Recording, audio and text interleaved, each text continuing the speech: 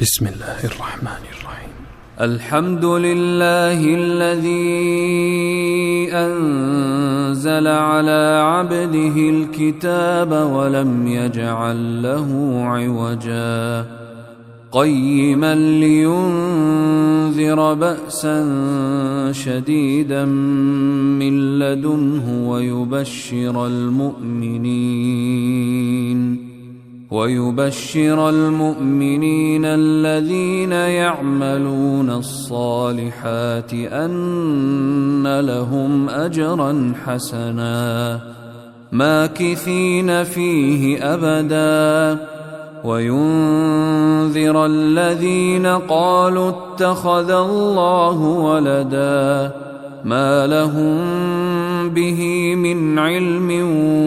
ولا لآبائهم كبرت كلمة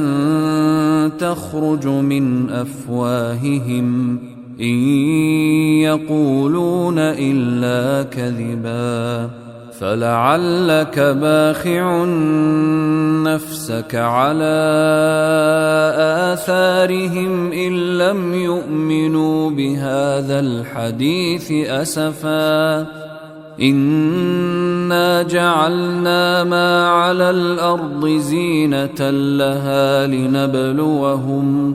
لنبلوهم أيهم أحسن عملا وإنا لجاعلون ما عليها صعيدا جرزا أم حسبت أن أصحاب الكهف والرقيم كانوا من آياتنا عجبا إذ أوى الفتية إلى الكهف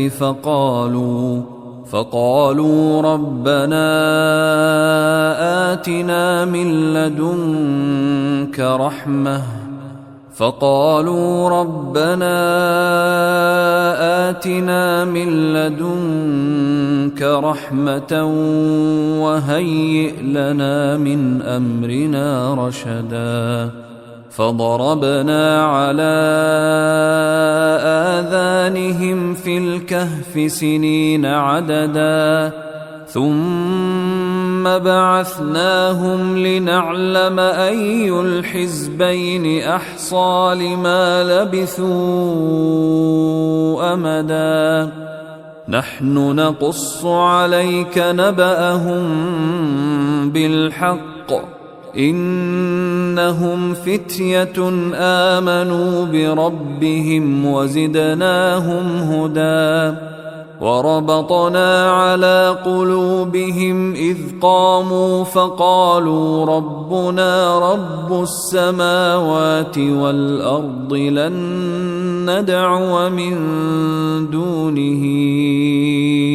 إلها لقد قلنا إذا شططا هؤلاء قومنا اتخذوا من دونه آلهة لولا يأتون عليهم بسلطان بين فمن أظلم ممن افترى على الله كذبا وإذ اعتزلتموهم وما يعبدون إلا الله فأووا إلى الكهف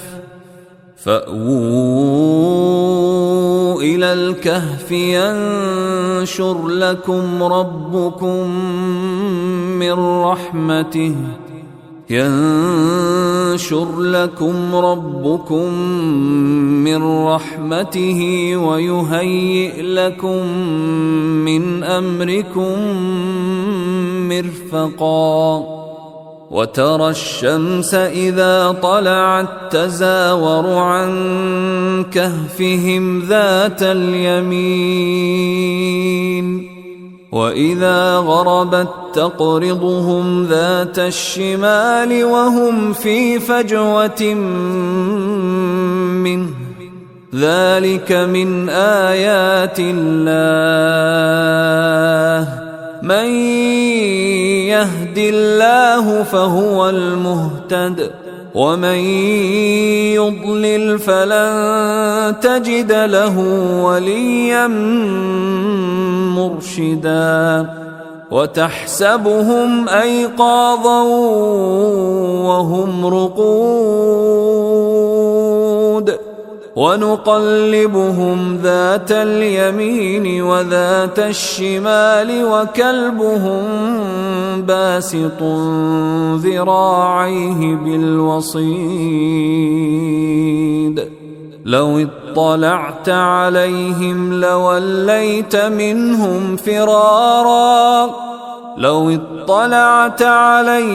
لوليت منهم فرارا ولملئت منهم رعبا وكذلك بعثناهم ليتساءلوا بينهم قال قائل منهم كم لبثتم قالوا لبثنا يوما أو بعض يوم قالوا ربكم أعلم بما لبثتم فابعثوا أحدكم بورقكم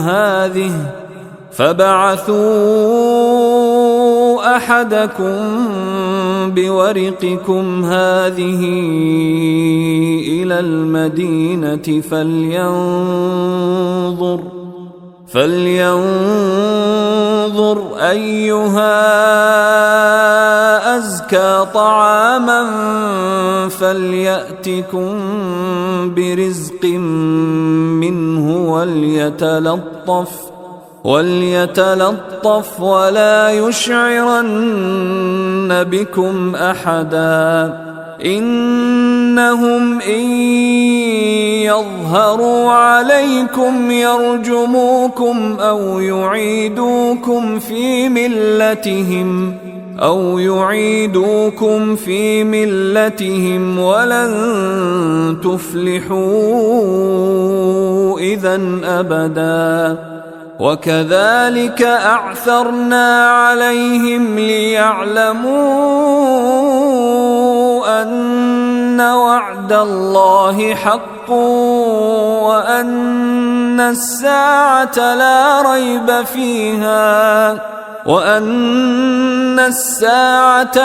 ريب فيها إذ يتنازعون بينهم أمرهم فقالوا ابنوا عليهم بنيانا ربهم أعلم بهم قال الذين غلبوا على أمرهم لنتخذن عليهم مسجدا سيقولون 3 رابعهم كلبهم ويقولون 5 سادسهم كلبهم رجما بالغيب ويقولون 7 وثامنهم كلبهم قل ربي أعلم بعدتهم ما يعلمهم إلا قليل فلا تمار فيهم إلا مراء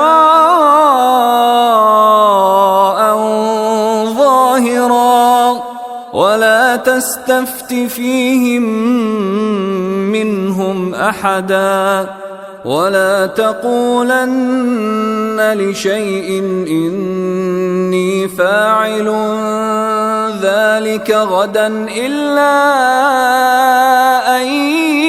يشاء الله واذكر ربك إذا نسيت وقل عسى أن يهديني ربي لأقرب من هذا رشدا ولبثوا في كهفهم 300 سنين وازدادوا 9 قل الله أعلم بما لبثوا له غيب السماوات والأرض أبصر به وأسمع ما لهم من دونه من ولي ولا يشرك في حكمه أحدا واتل ما أوحي إليك من كتاب ربك لا مبدل لكلماته ولن تجد من دونه ملتحدا واصبر نفسك مع الذين يدعون ربهم بالغداة والعشي يريدون وجهه ولا تعد عيناك عنهم تريد زينة الحياة الدنيا ولا تطع من أغفلنا قلبه عن ذكرنا واتبع هواه وكان أمره فرطا وقل الحق من ربكم فمن شاء فليؤمن ومن شاء فليكفر إنا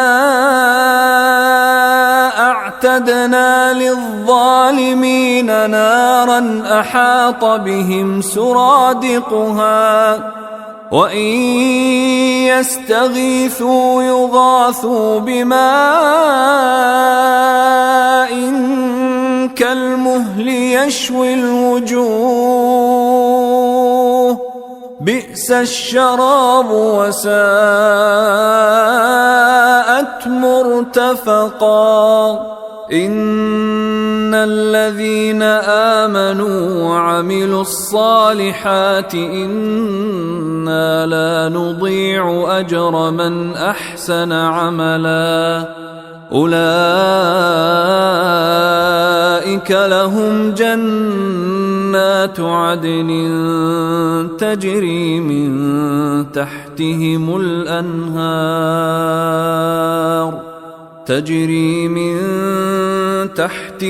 الأنهار يحلون فيها من أساور من ذهب ويلبسون ثيابا خضرا من سندس واستبرق متكئين فيها على الأرائك نعم الثواب وحسنت مرتفقا واضرب لهم مثل الرجلين جعلنا لأحدهما جنتين من أعناب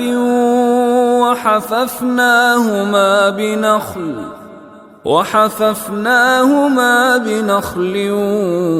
وجعلنا بينهما زرعا كلتا الجنتين آتت أكلها ولم تظلم منه شيئا وفجرنا خلالهما نهرا وكان له ثمر فقال لصاحبه وهو يحاوره أنا أكثر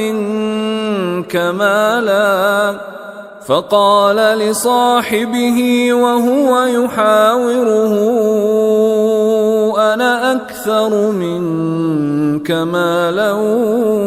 وأعز نفرا ودخل جنته وهو ظالم لنفسه قال ما أظن أن تبيد هذه أبدا وما أظن الساعة قائمة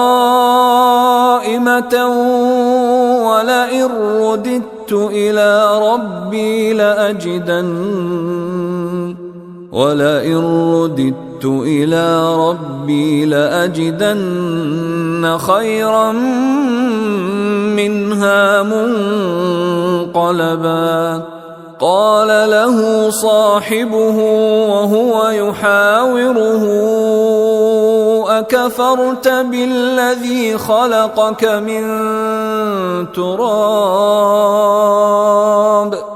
أكفرت بالذي خلقك من تراب ثم من نطفة ثم سواك رجلا لكن هو الله ربي ولا أشرك بربي أحدا ولولا إذ دخلت جنتك قلت ما شاء الله لا قوة إلا بالله إن ترني أنا أقل منك مالا وولدا فعسى ربي أن يؤتيني خيرا من جنتك ويرسل عليها حسبانا من السماء فتصبح صعيدا زلقا أو يصبح ماؤها غورا فلن تستطيع له طلبا وأحيط بثمره فأصبح يقلب كفيه على ما أنفق فيها وهي خاوية على عروشها ويقول يا ليتني لم أشرك بربي أحدا ولم تكن له فئة ينصرونه من دون الله وما كان منتصرا هنالك الولاية لله الحق هو خير ثوابا وخير عقبا واضرب لهم مثل الحياة الدنيا كماء إن أنزلناه من السماء فاختلط به نبات الأرض فأصبح هشيما تذروه الرياح وكان الله على كل شيء مقتدرا المال والبنون زينة الحياة الدنيا والباقيات الصالحات خير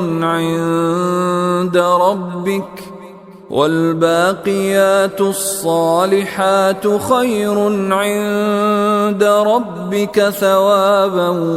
وخير أملا ويوم نسير الجبال وترى الأرض بارزة وحشرناهم فلم نغادر منهم أحدا وعرضوا على ربك صفا لقد جئتمونا كما خلقناكم أول مرة بل زعمتم أن لن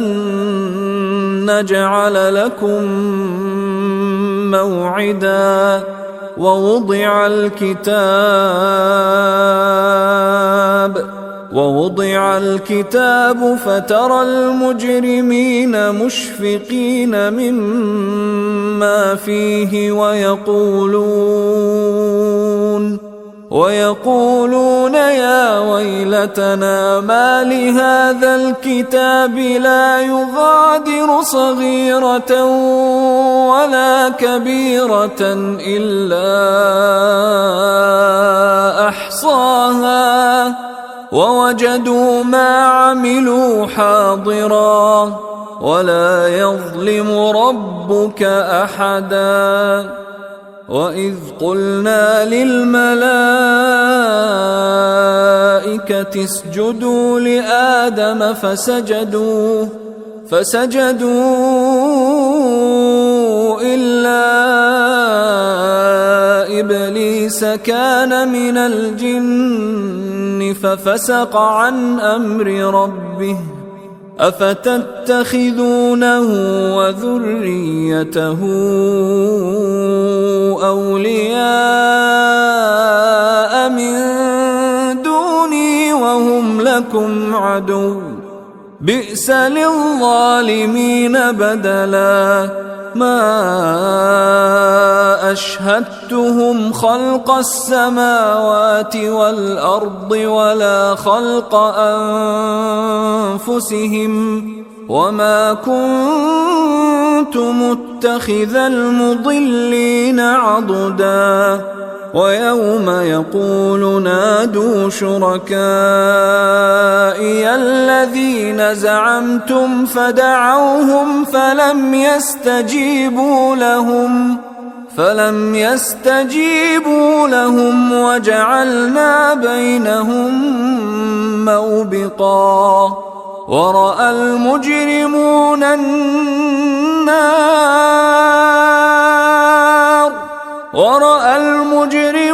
النار فظنوا أنهم مواقعوها ولم يجدوا عنها مصرفا. ولقد صرفنا في هذا القرآن للناس من كل مثل وكان الإنسان أكثر شيء جدلا. وما منع الناس أن يؤمنوا إذ جاءهم الهدى ويستغفروا ربهم إلا أن تأتيهم سنة الأولين أو يأتيهم العذاب قبلا. وما نرسل المرسلين إلا مبشرين ومنذرين ويجادل الذين كفروا بالباطل ليدحضوا به الحق واتخذوا آياتي وما أنذروا هزوا. ومن أظلم ممن ذكر بآيات ربه فأعرض عنها ونسي ما قدمت يداه. إنا جعلنا على قلوبهم أكنة أن يفقهوه وفي آذانهم وقرا وإن تدعهم إلى الهدى فلن يهتدوا إذن أبدا. وربك الغفور ذو الرحمة لو يؤاخذهم بما كسبوا لعجل لهم العذاب بل لهم موعد لن يجدوا من دونه موئلا. وتلك القرى أهلكناهم لما ظلموا وجعلنا لمهلكهم موعدا وإذ قال موسى لفتاه لا أبرح حتى أبلغ مجمع البحرين أو أمضي حقبا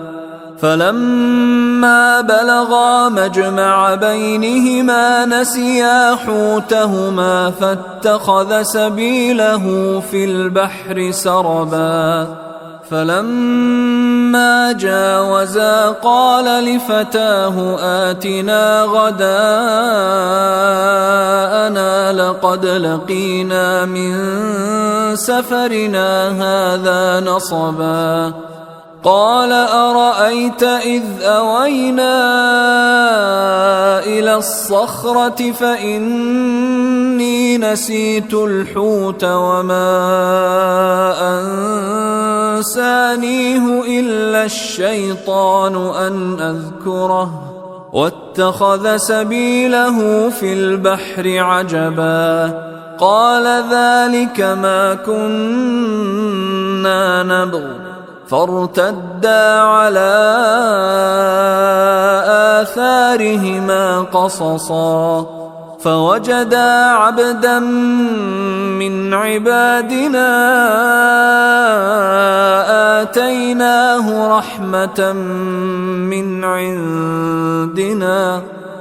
آتيناه رحمة من عندنا وعلمناه من لدنا علما قال له موسى هل أتبعك على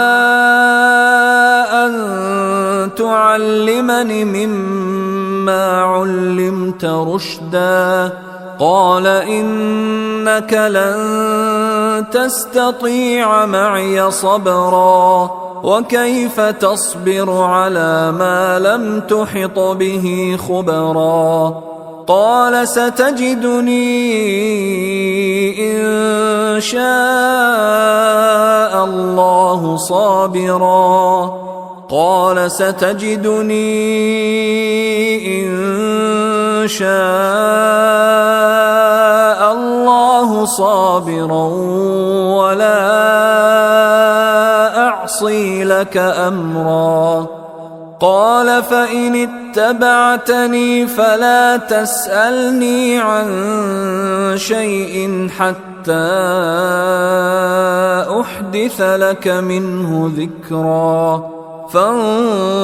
فانطلقا حتى إذا ركبا في السفينة خرقها قال أخرقتها لتغرق أهلها لقد جئت شيئا إمرا قال ألم أقل إنك لن تستطيع معي صبرا قال لا تؤاخذني بما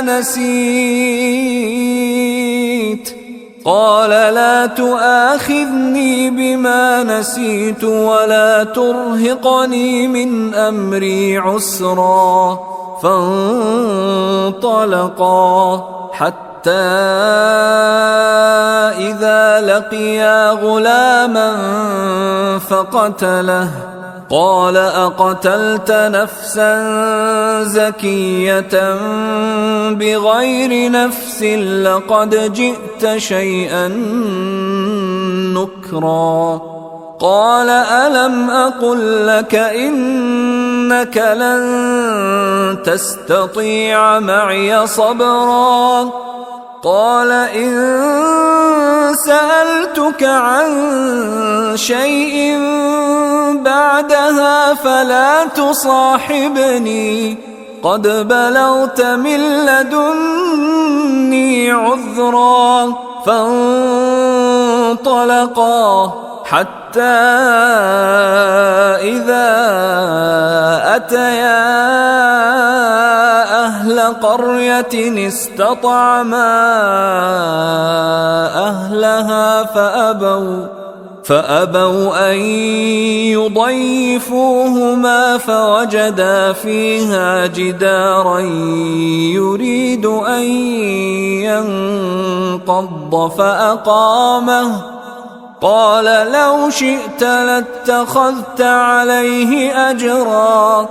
قال هذا فراق بيني وبينك سأنبئك بتأويل ما لم تستطع عليه صبرا أما السفينة فكانت لمساكين يعملون في البحر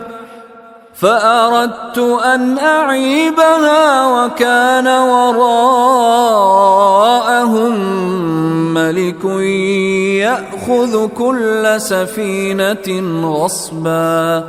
وأما الغلام فكان أبواه مؤمنين فخشينا أن يرهقهما طغيانا وكفرا فأردنا أن يبدلهما ربهما خيرا منه زكاة وأقرب رحما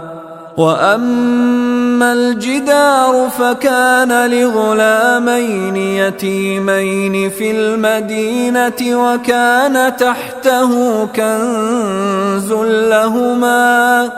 وكان تحته كنز لهما وكان أبوهما صالحا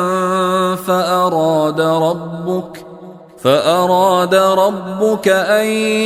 يبلغا أشدهما ويستخرجا كنزهما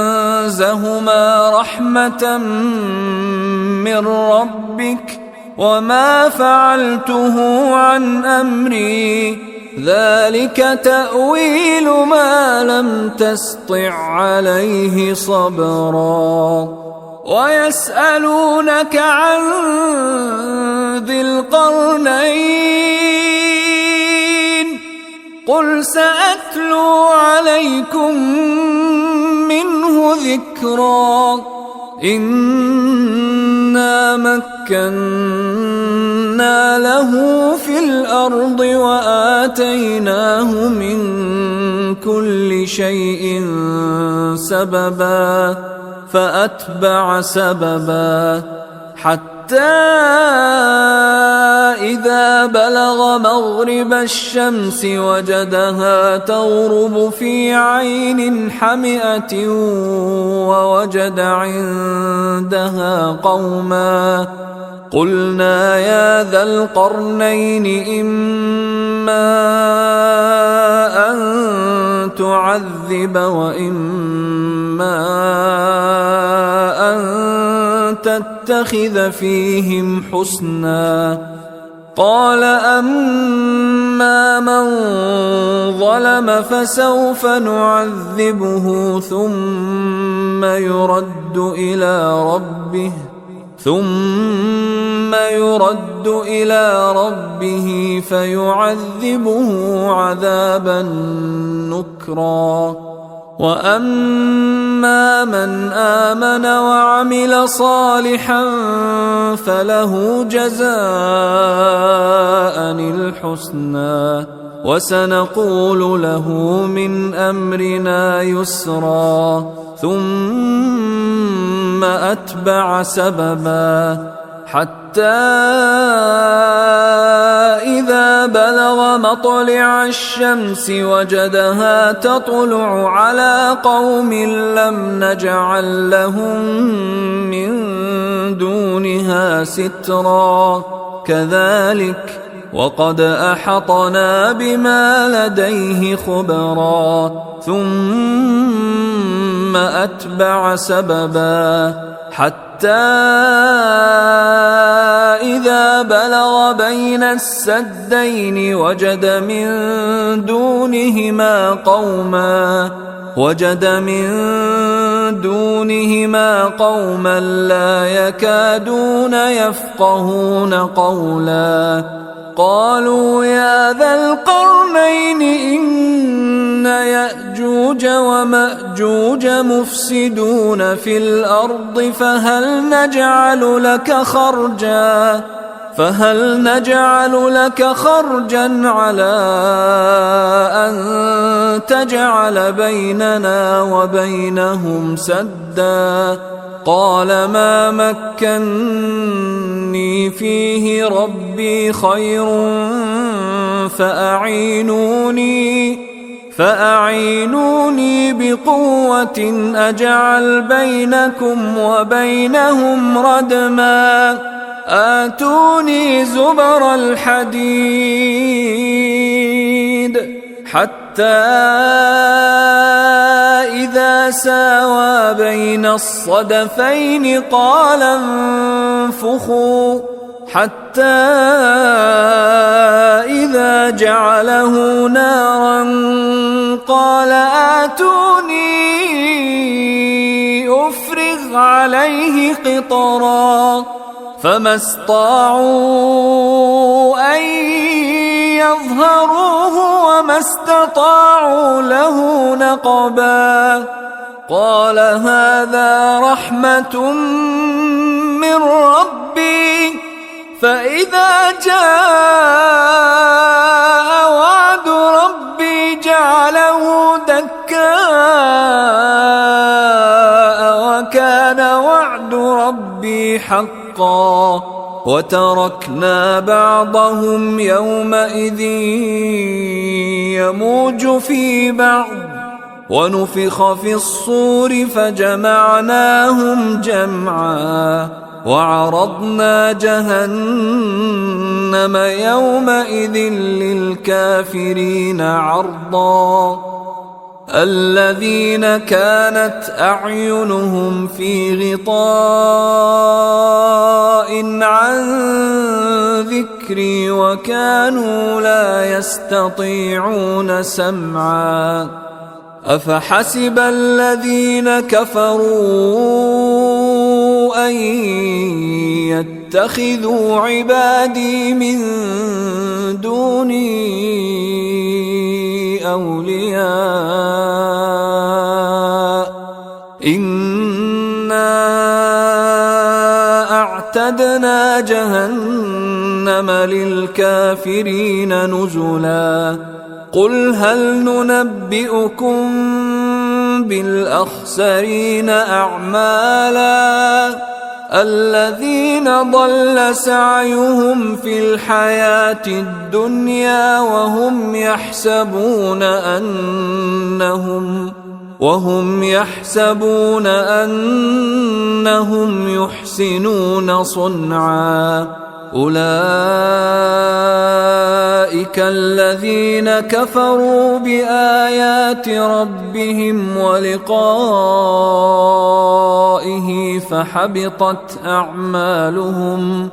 فحبطت أعمالهم فلا نقيم لهم يوم القيامة وزنا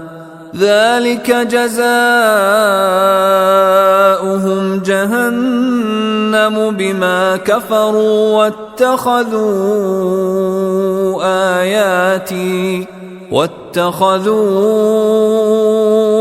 آياتي ورسلي هزوا إن الذين آمنوا وعملوا الصالحات كانت لهم جنات الفردوس نزلا خالدين فيها لا يبغون عنها حولا قل لو كان البحر مدادا لكلمات ربي لنفد البحر قبل أن تنفد كلمات ربي ولو جئنا بمثله مددا قل إنما أنا بشر مثلكم يوحى